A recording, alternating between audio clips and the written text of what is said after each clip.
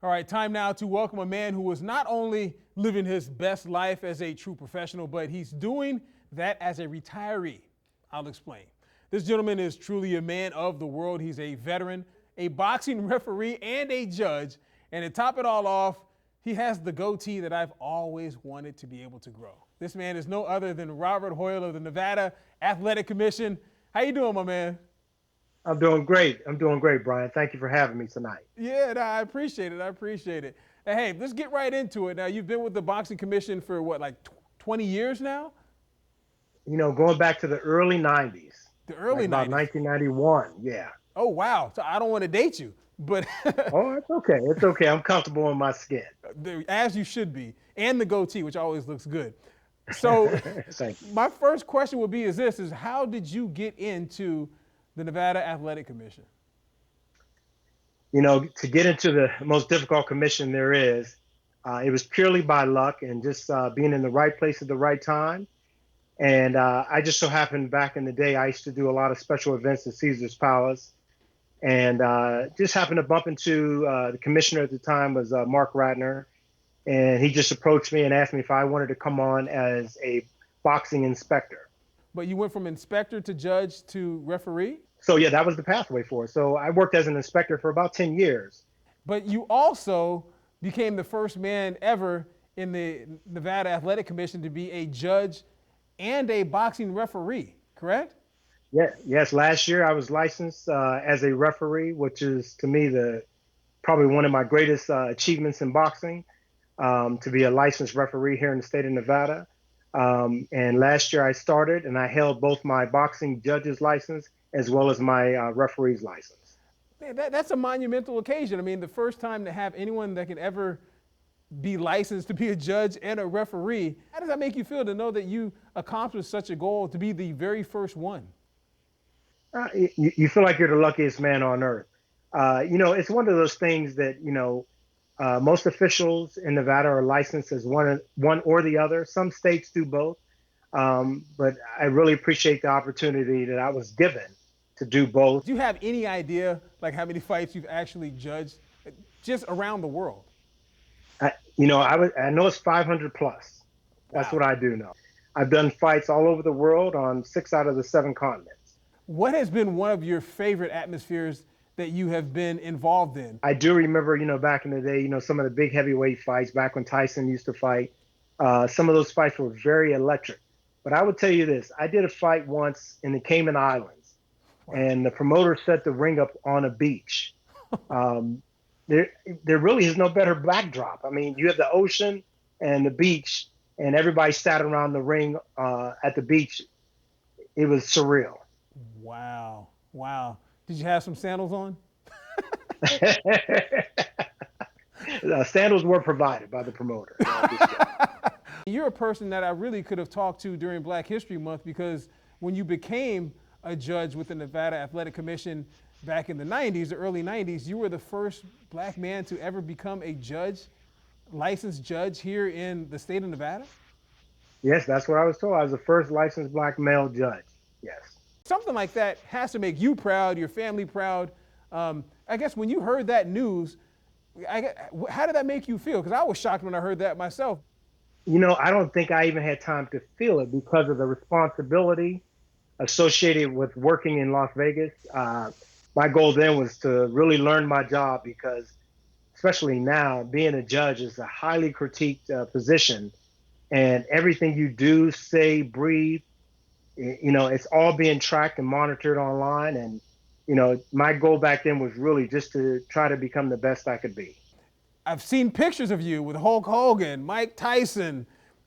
Who was someone that you were starstruck by? Like, oh my, I can't believe I just met. I'm sure you've met Denzel Washington because he's been in a million fights. Who was someone that you've had a chance to meet, or some people that you've had a chance to meet that you're like, I can't believe I've actually met this person and have a picture with them? Well, right before our current president was elected, I had a chance to meet him at a fight. He showed up with Melania, so that was pretty Wow. amazing to meet Donald.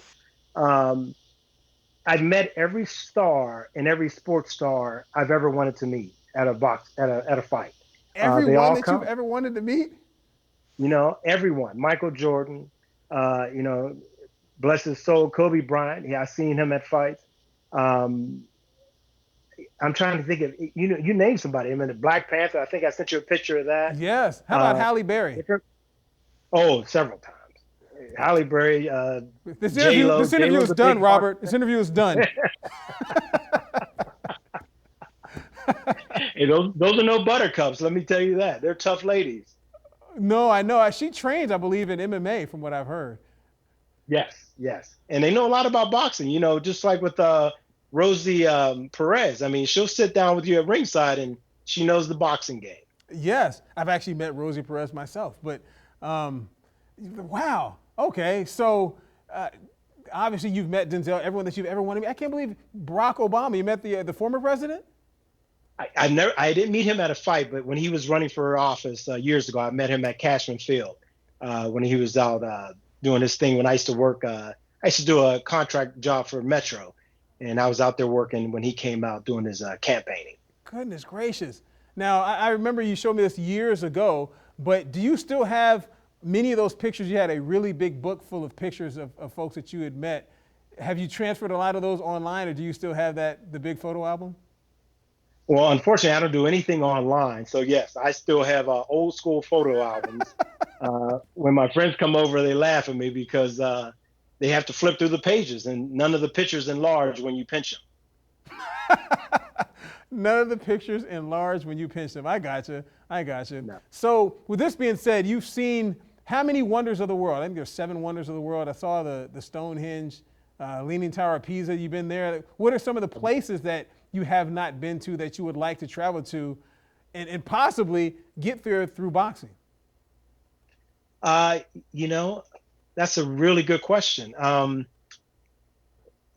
done a fight in Monte Carlo, which was one of my dream locations. Oh, Having been to Dubai and London and Paris, I did a fight on the Seine River in Paris, which was unbelievable. Where I mean, it's amazing where they can put a boxing match.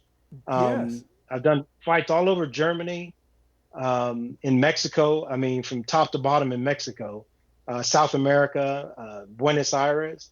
Um, the only places I haven't been is Easter Island to do a fight. I don't know if they'll ever do any there. Easter Island. Tahiti, yeah, Tahiti would be fun. I would love to go out there to do a fight. I love the fact that, well, I don't really love because I'm hating right now, but I love the fact that you can be like, you know what, Easter Island, yeah, that's Tahiti.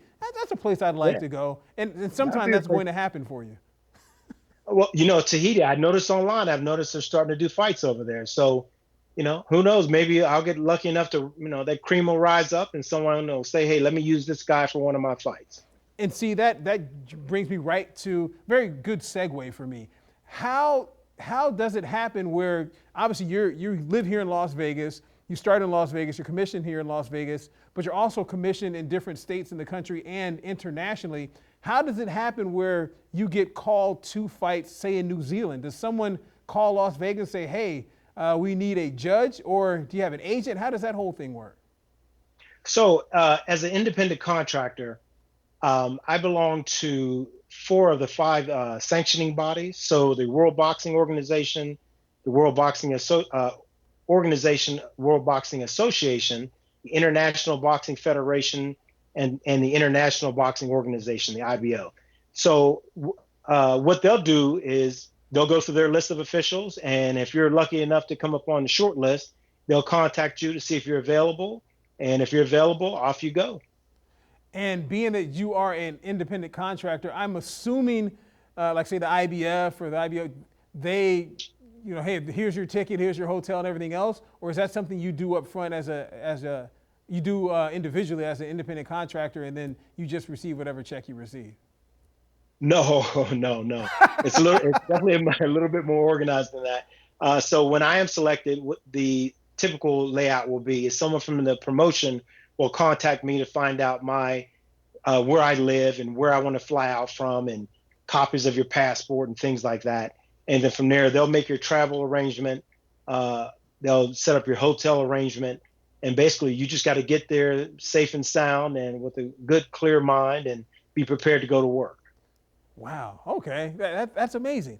Now, this is another question that I think a lot of people probably would wonder. Your very first fight that you judged, big championship fight, or the fight that you remember, your very first fight you judged, very first fight that you refereed? My very first championship fight, believe it or not, was happened at the Orleans Hotel, Oh wow. and it was an IBF fight. I remember when Mark Ratner assigned me to this. He definitely elevated my blood pressure because, uh, I treat all fights equally because they're all important to everybody. But championship fights definitely have um, that next level of concentration and definitely More pressure for seriousness sure. assigned to it. So you got to be ready. So you're going to have butterflies.